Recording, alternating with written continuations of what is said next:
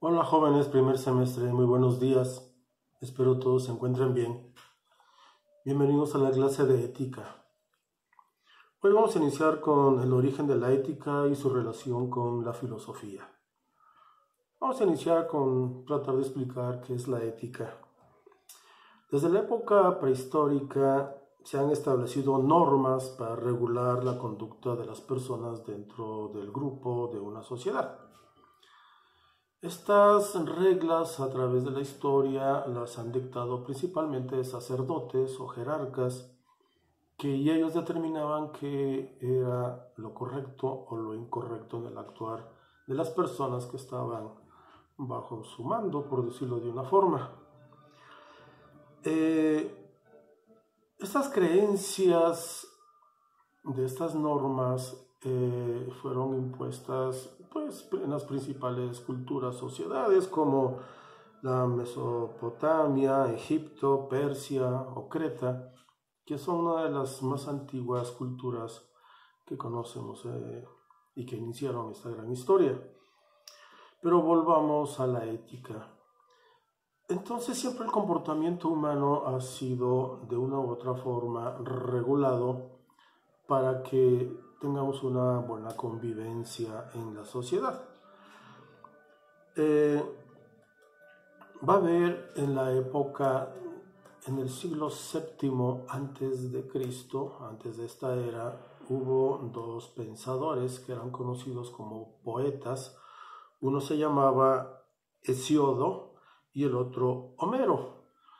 Hesiodo basaba o afirmaba que para que una conducta humana fuera correcta, siempre debía de ser aplicada o ajustándose a la justicia. Si tú obras justamente, siempre tendrás una conducta buena. Y Homero pensaba y alababa a las personas que de una u otra forma se esforzaban en su sociedad por tener algo que los distinguiera. Recordemos que en esta época, siglo VII antes de Cristo, había muchas guerras entre las diferentes culturas y entonces se alababa mucho a lo que le llamaban en ese entonces y hoy también como héroes. Y esta persona que arriesgaba su vida para que su sociedad, para que su familia tuviera paz o tuviera alguna tranquilidad, y obviamente eran vencedores, entonces se volvían prácticamente inolvidables para esa cultura. Entonces Homero decía que para tener un buen comportamiento dentro de la sociedad había que ser valiente, había que tener cierta temeridad para que tu pueblo te lo reconociera. Pero obviamente el tiempo va a pasar y vamos a encontrarnos ahora en Grecia. En el siglo VI antes de Cristo, 600 antes de Cristo, van a surgir otros personajes, los cuales van a ser conocidos como filósofos. Estos filósofos, a diferencia de los poetas y de los sacerdotes, los cuales imponían una conducta, lo que sí se debería de hacer o lo que no debía de hacerse, los filósofos comenzaron a cuestionar. Y entonces ellos comenzaron a tener ya sus propios razonamientos y decir, a ver, este comportamiento, ¿por qué no puede ser? O esto sí, ¿por qué? Y eso va a dar pauta para que las sociedades de ese entonces comiencen a obedecer las reglas, pero no porque se los imponían, sino porque estaban convencidos que era la forma correcta de comportarse dentro de esa sociedad. De eso se va a tratar esta materia. No les voy a convencer de qué es lo correcto y qué no es lo incorrecto. Ustedes tienen que aceptar voluntariamente cuáles reglas a seguir y cuáles no.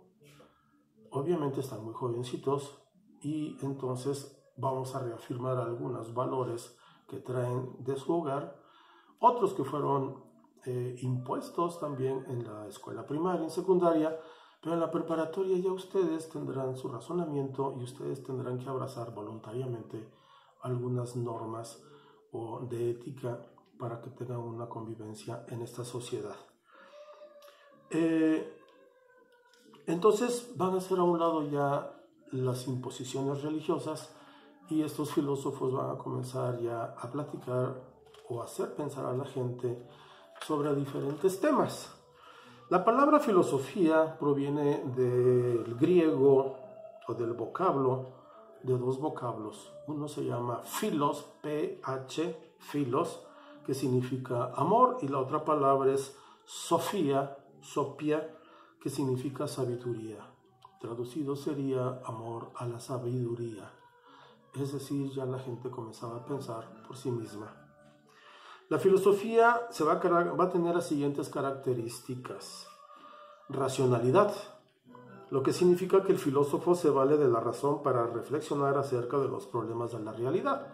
Ya no vamos a hablar acerca de hipótesis, de religiones, de sofismas. Un sofisma es algo que es presentado como cierto, pero en realidad es falso. También va a tener la característica de ser crítica, ya que se va a oponer a los dogmatismos y a las suposiciones que aparentemente eran ciertos.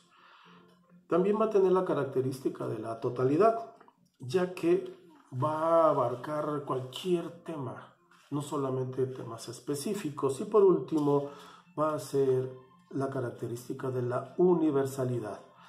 Es decir, ese planteamiento de los filósofos no va a ser para un grupo determinado o para ciertas personas, va a ser para todos, obviamente aquellos que quisieran razonar y pensar. Entonces, la filosofía siempre nos va a hacer preguntas, y no es de ahora, sino desde esa época, 600 años de Cristo. Se preguntaban, y las mismas respuestas, ojalá ustedes las encuentren algún día. ¿Qué sentido tiene la vida? ¿Sí? ¿Qué es la muerte? ¿En qué consiste la libertad? ¿Qué entendemos por justicia? ¿Qué es lo bueno y cómo podemos distinguirlo de lo malo? Y un sinfín de interrogantes que gracias a la filosofía podemos nosotros razonar y tener nuestras propias respuestas, nuestra propia verdad. ¿Existe la verdad? ¿O tengo que copiar la verdad de mi compañero o compañera? ¿O necesito que alguien venga e imponga su verdad sobre la mía? Ok, la próxima clase vamos a hablar acerca de la ética como disciplina filosófica.